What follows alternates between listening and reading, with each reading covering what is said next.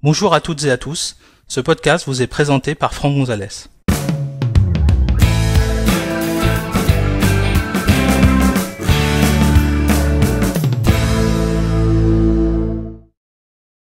Dans cet épisode, nous allons découvrir comment activer le mode économie d'énergie de votre portable Apple depuis la ligne de commande. Pour suivre cet épisode, vous devez disposer d'un MacBook ou d'un MacBook Pro ou encore d'un MacBook Air et être administrateur de votre Mac. Sachez que cet épisode a été réalisé sur un MacBook Pro de 2016 et équipé de macOS 12.4. Alors, si vous êtes un utilisateur d'ordinateur portable Apple, et que en plus vous êtes un peu familier de la ligne de commande, ben, vous serez content de savoir que on est capable d'activer le mode économie d'énergie de votre ordinateur portable Apple, évidemment, depuis la ligne de commande. Ça vous évitera tout simplement d'aller dans les paramètres de préférence système, batterie, et déverrouiller le compte administrateur et ensuite valider le mode économie d'énergie. Vous voyez, par exemple, en ce moment, je suis sur batterie. Ici, je suis en mode normal, donc il n'y a pas d'indication me disant que j'économise ma batterie. Et si je veux le faire, eh bien, il va falloir tout simplement que j'aille dans Préférences système, que j'aille dans Batterie, et ici, dans Batterie, vous avez une case à cocher, mode économie d'énergie. Si je coche la case, et que maintenant je retourne dans Batterie, vous voyez, il est bien indiqué mode économie d'énergie activé. Donc, ce que je me propose de vous montrer, c'est tout simplement qu'on est capable de faire la même chose, mais depuis la préférence, enfin le terminal. Donc, pour cela, vous allez donc ouvrir une application terminale, et puis vous allez utiliser une commande qui s'appelle tout simplement PM7. Cette commande PM7 vous permet de gérer l'énergie sur un ordinateur portable.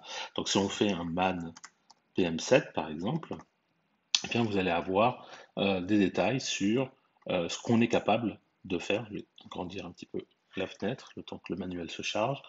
Voilà, donc ça permet de gérer la gestion de l'énergie sur votre ordinateur. Et vous avez tout un tas de choses que vous allez pouvoir valider, modifier. Par exemple, vous allez trouver le lead wake qui peut être intéressant. Ça vous permet en fait de décider si votre ordinateur s'allume automatiquement quand vous levez le capot de l'écran. Vous avez également le AC Wake qui peut être rigolo à regarder, c'est le fait de pouvoir allumer l'ordinateur quand vous changez de source d'alimentation. Vous êtes en batterie, vous passez en secteur par exemple. Voilà, vous avez quoi encore? Puis vous avez le Low Power Mode, hein, évidemment, qui va vous permettre de manipuler le mode économie d'énergie. Alors, si vous voulez savoir un petit peu dans les réglages que vous avez actuellement, vous pouvez utiliser une commande PM7-G qui vous permet en fait de voir quels sont les réglages actuels sur votre ordinateur. Par exemple, vous voyez, ici j'ai un lead wake qui est à 0, d'accord? Donc ça veut dire que je ne veux pas que lorsque je lève le capot de mon ordinateur, eh bien, il s'allume automatiquement. J'ai également le low power mode qui est à 0. Et puis, j'ai également donc le AC Wake qui est à 1. Ça veut dire qu'en fait, dès que je change de config, batterie vers secteur ou secteur vers batterie, l'ordinateur s'allume. Alors, si je veux changer mon réglage d'économie d'énergie, par exemple, je vais utiliser une commande sudo PM7 low power mode. Et donc, c'est soit 0, c'est pas actif, soit 1, c'est actif. Donc là, il est en mode 0. On va le mettre en mode 1.